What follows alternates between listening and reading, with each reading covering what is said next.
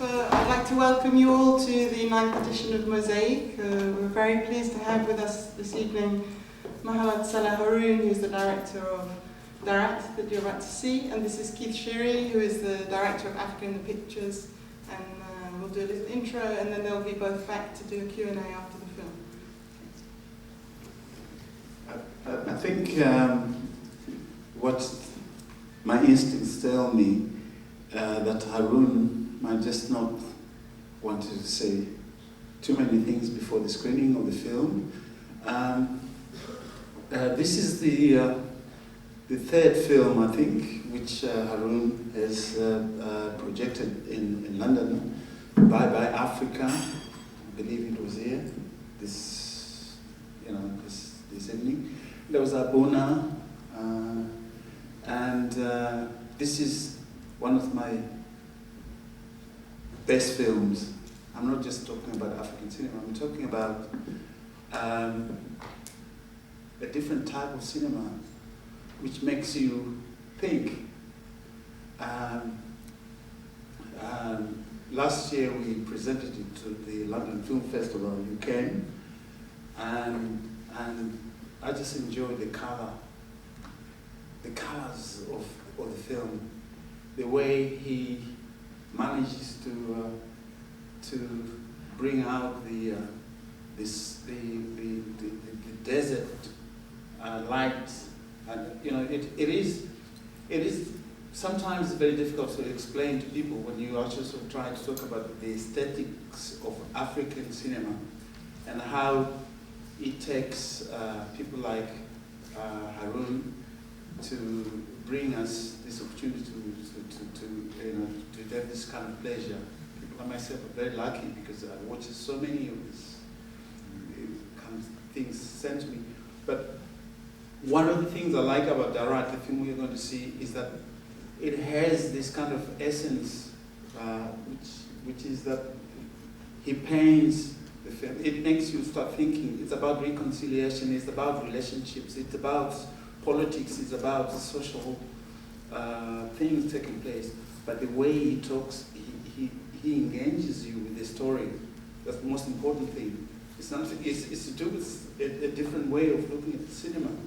It engages you with a different way of storytelling, which I found from this guy, his ability to get me so excited about his work. So maybe you want to say something?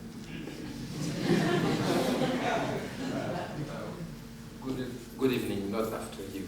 It's really great. So have a nice screening. I will be back for Q&A. Thank you very much.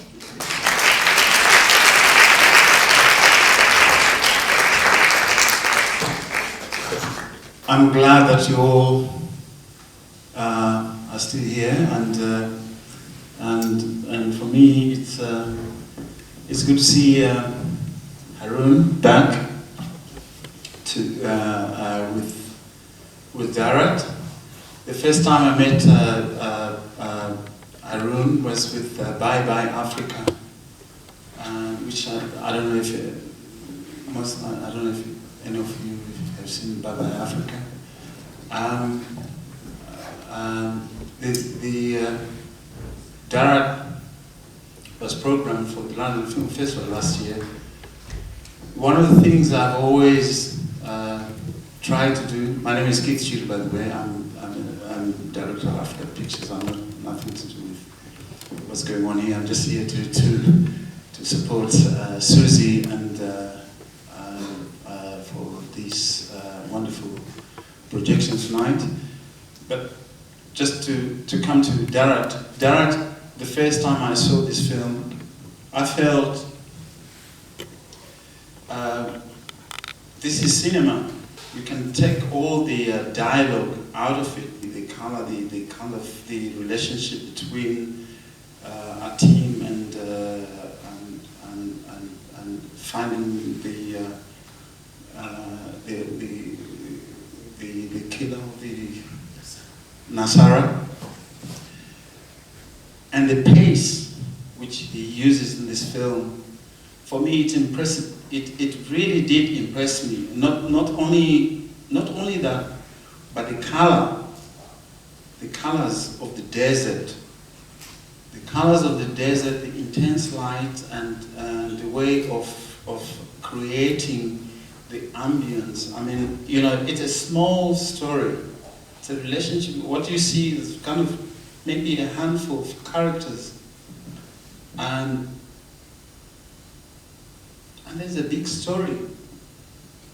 It talks about reconciliation, and it's about something else which is outside Africa. It's about the Peter Sellers' idea about something else, and then you begin to start thinking about the bigger world. But this guy has always been talking about his country, Chad. You know, bye-bye Africa, Abuna. He's always been having that kind of language of the storytelling way of talking about from Abuna, when he's talking about lost fathers who happen perhaps with your producer, who find the lost father waiting for happiness, as you say. The lost father maybe is found in waiting for happiness somewhere when he finds himself going to cross trying to go to Europe. Those are the lost fathers, where the disappearance and the emptiness, you know, the idea that there's so, you know, such a huge, you can see the space which you use. But I'm sorry to talk so much, but before, the idea is that, you know, thank you for this film, and can you say something about how you thought, you know, your ideas before you thought about making Daratt, what was going on at that particular time about Chad, about Daratt, about your character, the choices of characters, and what you were thinking about.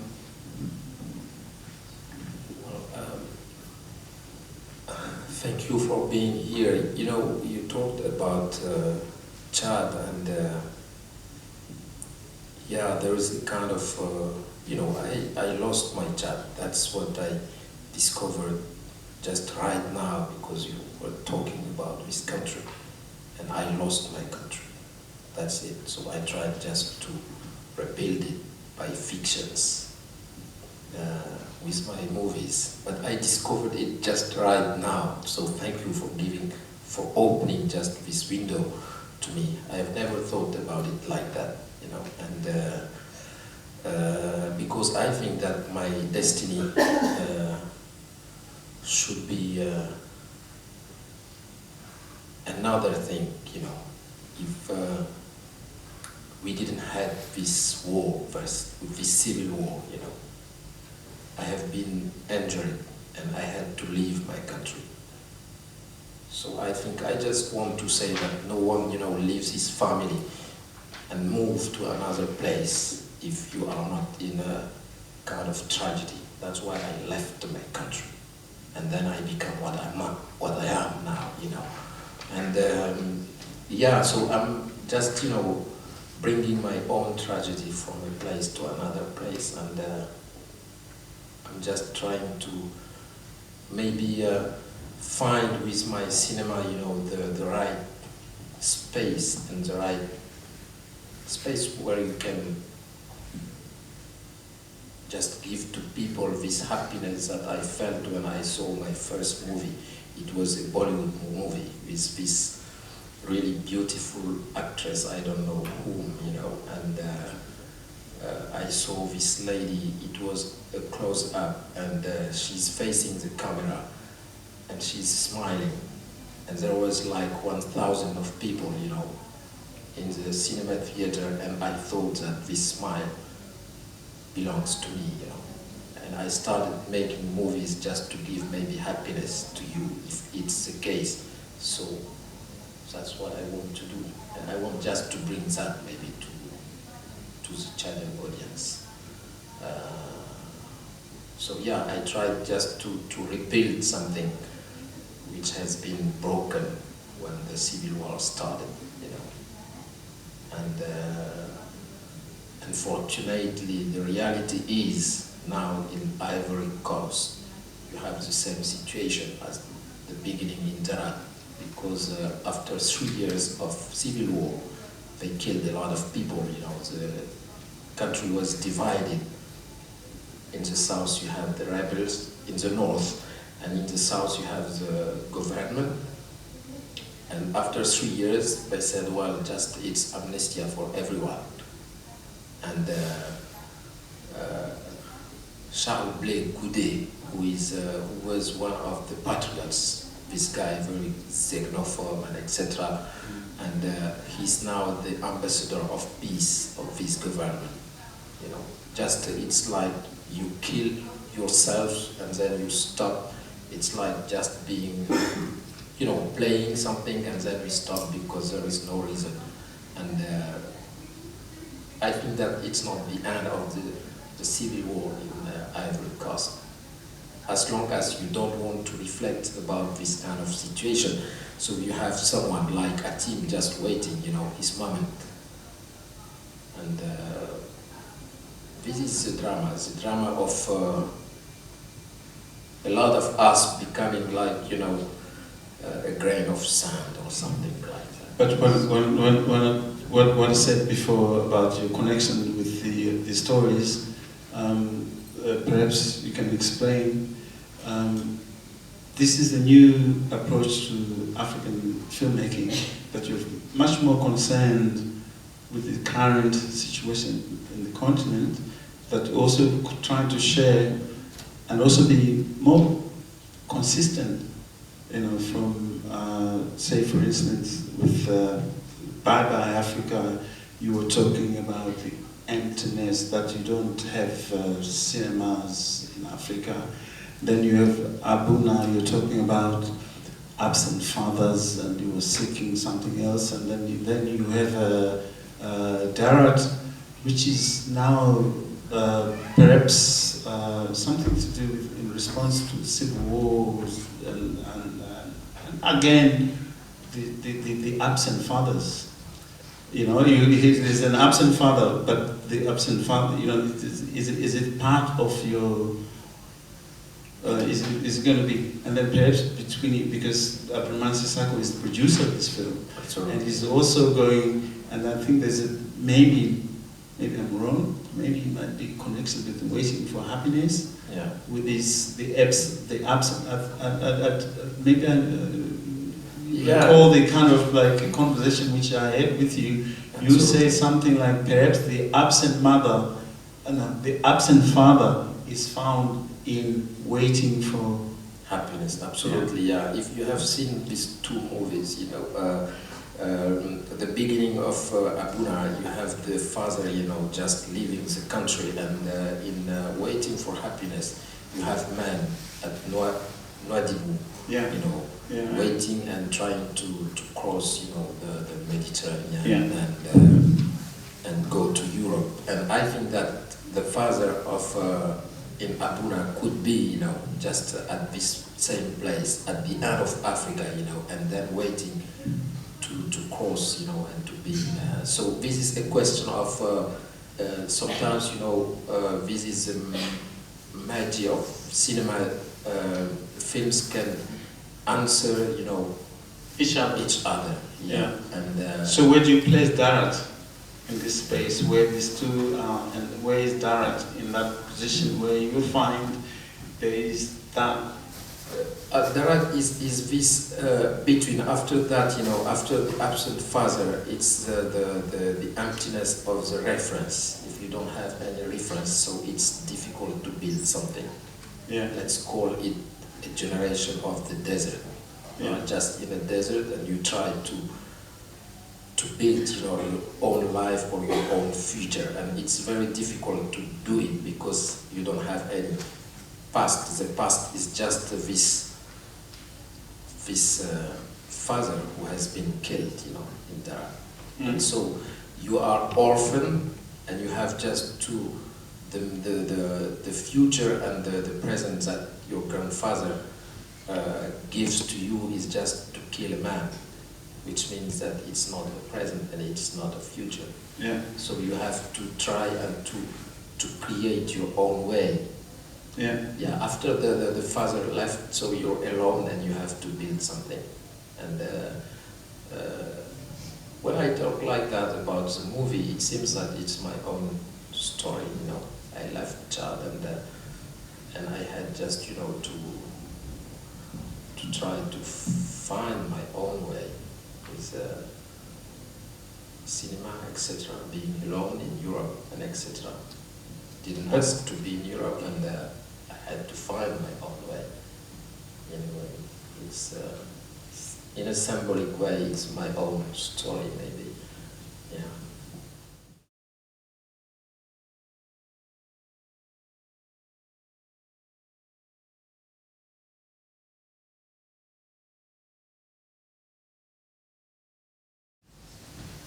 Well, but at the end of Bye Bye Africa, you know, we have this friend, Garba, you know, and he tried to create or to build, you know, a cinema theater. So this kind of dream and of utopia, you know, and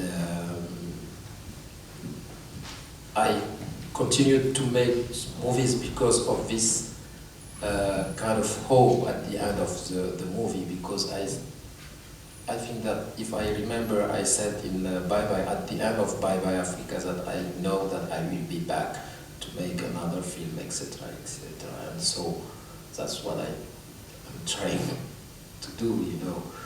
And it's very important to continue to make movies in Chad, because usually I said I make, you know, neighborhood movies, just with people who are not far from my own place. You know, I know them, I know their life, and I try just to reflect about these lives, because in this small neighborhood you have the whole life, I mean the whole universe is there.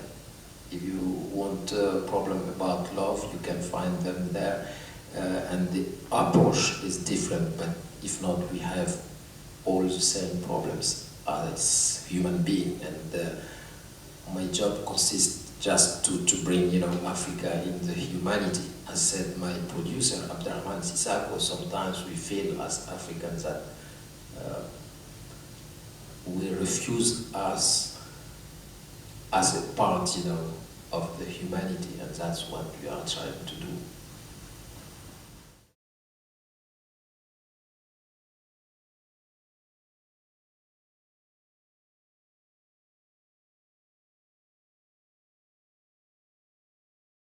We don't have any cinema theater. You can screen, I mean, movies on 35mm, as you have seen Daratt here, you know, and we have only one cinema theater. It's the French Cultural Center. It's like this place, you know, and so in this place you can screen the movie in 35mm, and in other places, as I showed it in Bye Bye Africa,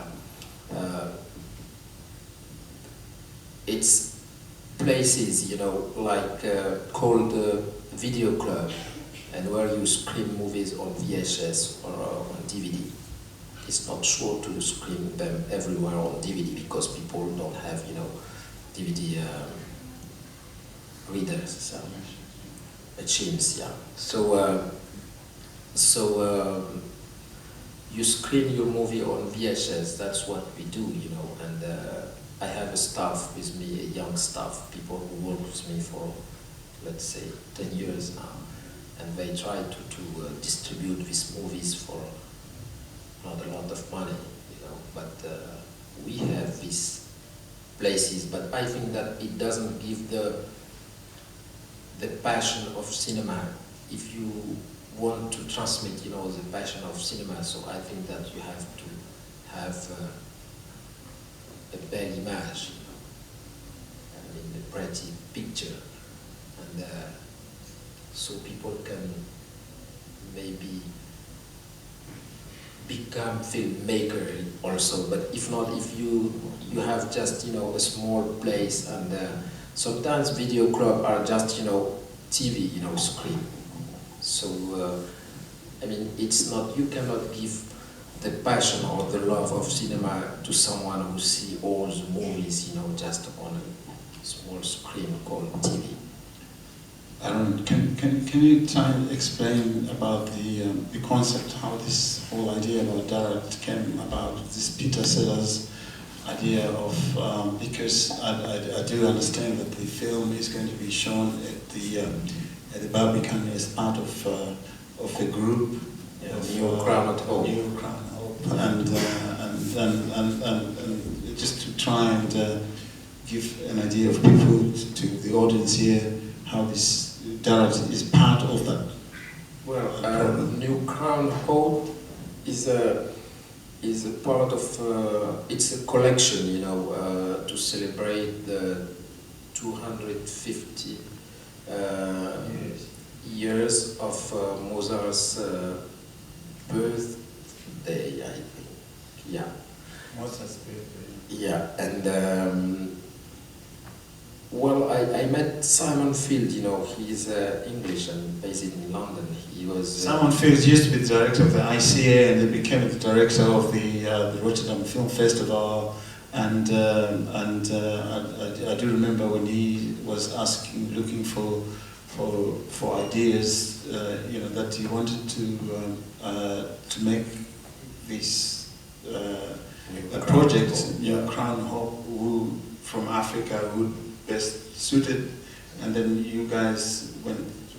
But I wanted you to explain how you and Simon go together and, you know, conceptualizing this idea, you know, and thinking that this is part of that concept of Peter Sellers' idea of reconciliation, if you like. Yeah, it was like this collection was a kind of tribute, you know, to Mozart, and Peter Sellers and Simon Field were in Rotterdam, and we've met there. They have read the treatment, just 10 pages, you know, and they said, well, we are interested in this project. So it was not a common, you know, I made it for myself first, and so they said, you know, your project has to deal with reconciliations, forgiveness, etc. And these are the themes of La Clemenza de Tito. Yeah. So we are interested to produce this project in this collection called New Crown Hope.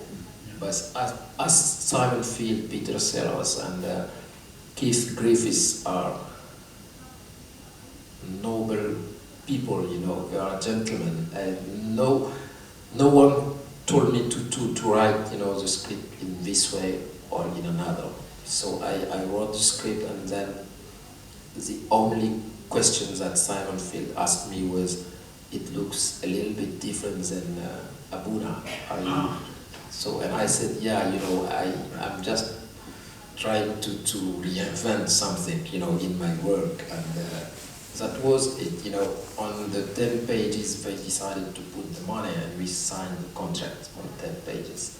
And after that, they said, just, you know, we believe on you, and we are in confidence you make a movie. So the good thing is that you actually retain the production values. That, for instance, that you have for instance, Ibrahim Haile, the cameraman, and you could see his kind of sense of photography there, absolutely, which you retain from Abuna. Absolutely, And was it part of your negotiations with the team? Absolutely. No, I didn't have to negotiate. You know, it's Abraham Haile Biru is from Ethiopia, and we worked on Abuna together. He is the DP, the DOP, and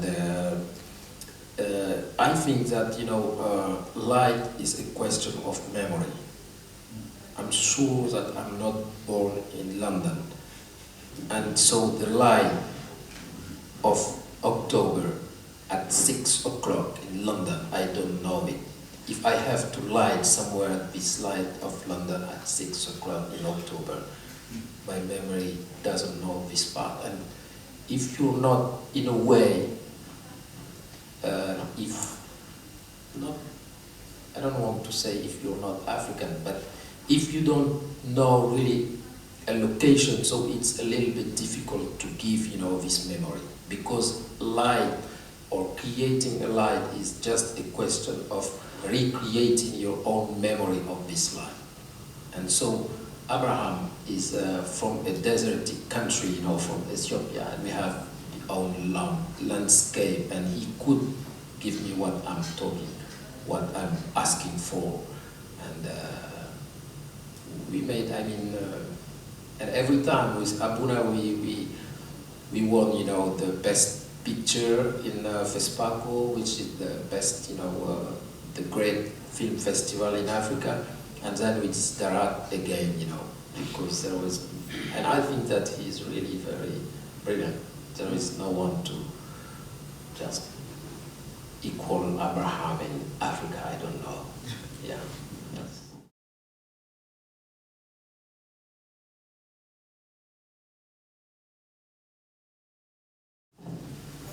well, you know, usually, you know, I work a little bit. Sometimes my producers are surprised, because when I have an idea or an idea of film, you know, I don't start writing. So I think about it, like I love very much, you know, working in the city, etc. And so I can build my story when I start writing. So it comes, I have the story in my head, so it could be just 1 week or 3 days, because I structure the whole story in my head. And so, but for this one, you know, I had 12 or 13 versions because of the end. I couldn't find the end. And once in the middle of the night, it was like a dream, you know. I was sleeping and I had a dream, and I woke up and I saw just a kind of hand, you know, giving me a paper saying, "This is your end." And just I woke up and I read it. You imagine wanted the end to actually for him to kill? Absolutely, because the philosophy of the film, and if there is a message, it's just Nasara. We don't have to kill Nasara at the end of the film, and it was very difficult to find, you know, the right end, and I found it after 13 versions, you know. So that's how I work, but I don't rewrite a lot, because normally when I write, I don't need more than 3 versions, and even when I'm shooting, I don't need more than 3 shots, you know. If and I was talking with But Haroun, if you were to present a script to somebody to actually give you, I mean, for instance, she's asking you, yeah. what version you would, you know, as a script, you know, what you have to give an ending to somebody who's going to give you funding to make the film. Yeah. What kind you would have to have an ending. Yeah, but you need to have the ending, but sometimes you can just, you know, like Simon Field, you know, you can just give them the version and saying that this is not the right end, I don't have the end, and they said, yeah, it's like very strong, we love it, and you are right, the end is because not right. Grigris is a filmmaker, that's why she's asking that. Yeah, and so because I was talking, you know, 2 days ago with the composer of the music, was his job, and he wrote the music, he composed the music of Daratt very quickly, you know, and he said, you know, when you feel things, so it doesn't, if you work a lot, that means that you don't see. It's just, you know, a question of feeling, just like improvisation, you feel it and you do it, and it arrives. And so I think a lot, and when I start writing, it's in my head, it's done. I mean, this is Rousseau way. I don't know if you know Rousseau. I think in many ways, I think New Crown Hope actually gave the filmmakers, the people who participated, this kind of freedom to do, you know, they were identified first, and then they were, you know, reined in, you know, as opposed to, you know, presenting a script to something else. But I think that there was some kind of recognition that the group of these people work is going to be at the Barbican in July, is it July? They were approached by this idea of Peter Sellers, idea of reconciliation. I think that's perhaps give you freedom to, to what he's talking about. Anybody? I want just to add something. It's I met Simon Field when after the screening of Bye Bye Africa, my first movie in Rotterdam Film Festival, and then he approached me for making a movie in a series called On the Waterfront. The title of Elia Kazan's movie, and we were 10 filmmakers from all over the world. And I was the only one who, with the same budget, made the movie. At the time, we had like 3 weeks, and we have just like 1,000, it's an example, 1,000 of budget.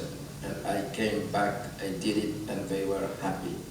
And this is very important. It's a question of word. You give your word, you do the work in 2 days, so you do it for 100 pounds, so you do it for 100 pounds.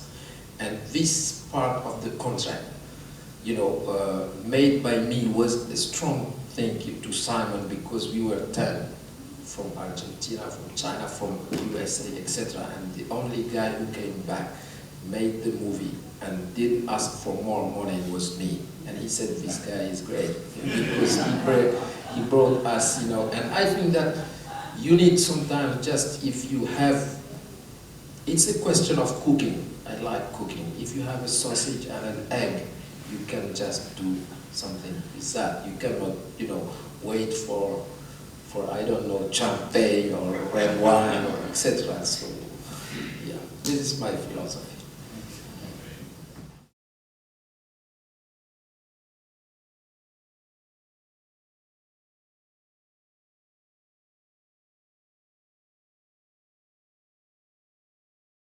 There is no industry in China, and so every time, I have to take technicians from France, from Belgium, because it was a co-production with Belgium. And I have just these young people, when they started working with me 10 years ago, they don't know anything about cinema, and now they are electricians. So I have electricians, I have machinist, I don't know if you say it like that, machinist, yeah, machinist. For the traveling, someone who's...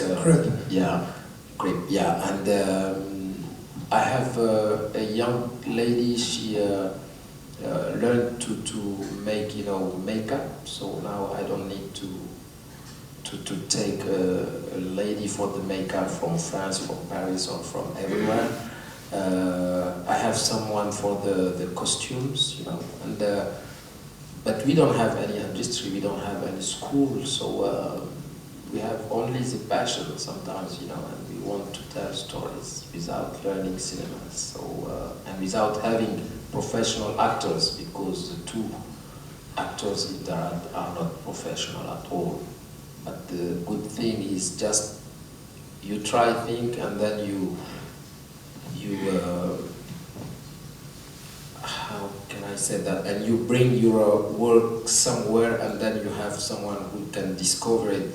And the young actor, Ali Basha Barkai, acted in Claire Denis' new movie, who has shot in Cameroon, not far from Chad. And so he's becoming maybe an actor, and that's the most important thing. But we don't have any industry. Well, there's no industry. One of the things that when people talk about African cinema, I think as a continent, it has its own different absolutely experiences, and the countries which have tradition. You go to South Africa, for instance, now when South Africa, after Burkina has got theatre background, Nigeria has got a theatre background, but now they've got something called Nollywood, which has nothing to do, which is something else, but it is an industry. It's a huge industry, richer than, you know, in terms of, you know, but it's not aesthetically. It's not what you know, people want to talk about as cinema. It is an industry. It's an audiovisual industry taking place in Nigeria, but it's depending on. But unfortunately, in Africa, that you don't have in Chad no theaters to watch his films, no theaters to watch Sembène Ousmane's films in Senegal because they're, you know, made into something else.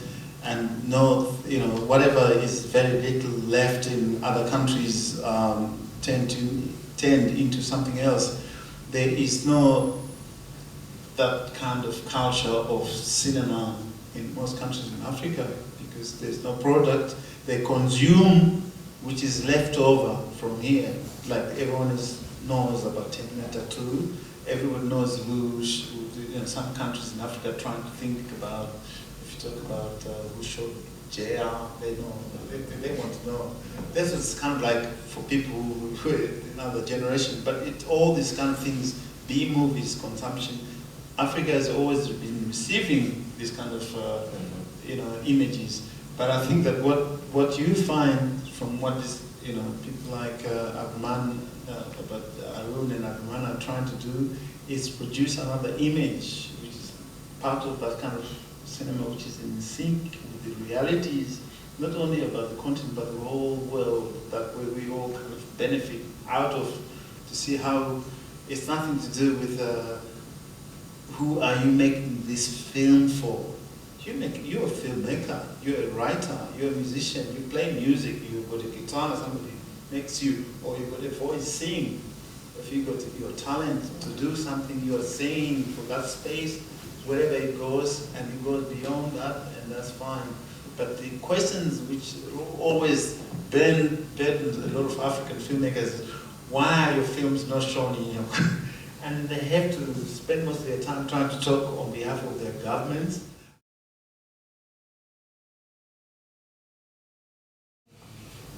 Well, you know, influences change, you know, as when at 17 it's not the same influence at, you know, right now maybe I'm close to Abbas Kiarostami, Hou Xiaoxian, you know, all these people from Asia, and but my first director is just Charlie Chaplin, you know. I look for all and then I say, no, he's the best one. But it's a little bit difficult for a filmmaker to say that I have an influence coming just from this way, you know, because I have also Nouvelle Vague from France, and I'm sorry I don't have English influence at all.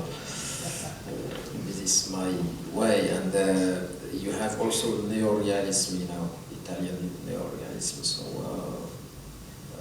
as an African, you know, kid, I used just to see all movies from everywhere, you know, and there was no school, so there was no way to analyze things. You go to cinema, you see Bollywood movies, Western movies, etc., and you try to get your own way, you know, because in Chad the problem is there was no filmmaker. I'm the first one, and it's like in my movies, people try just to find their own way, so that's what I'm trying to do. But I love very much, I think, Charlie Chaplin, yeah, because I don't remember, he remembers me every time that, yeah, he reminds me that cinema was first, you know, silent. Yeah. So, I think that's what you're trying to... Yeah. That's English influence. Well, Charlie Chaplin was from England. I'm sorry, I didn't know that. Okay. What about with American money? Well, on that note, perhaps, unless somebody else wants to ask a question, I just want to say thank you so much to Cine Lumiere and for everyone who works on this venue. Always very grateful to be here and to support the initiatives which this space provides for creating possibilities of diversity, if you like. And thank you so much, Susie, for making us always bring us over here. And thank you, Haroun. Beautiful film, and I do hope that. The film is on release 27th of July, and I think nationally. And actually, yes, I have to say, Soda Pictures. You know, they are very good guys. These are the people who go around festivals and pick up the best films and then really putting and then creating these kind of possibilities for all of us to enjoy, particularly people in Britain. And I think, you know, these kind of small distributors who are around, believe me, it's a pleasure to sometimes to see them around here. And thank you so much for coming. And I do hope that tell everyone that Daratt is on release in July. Thank you so much for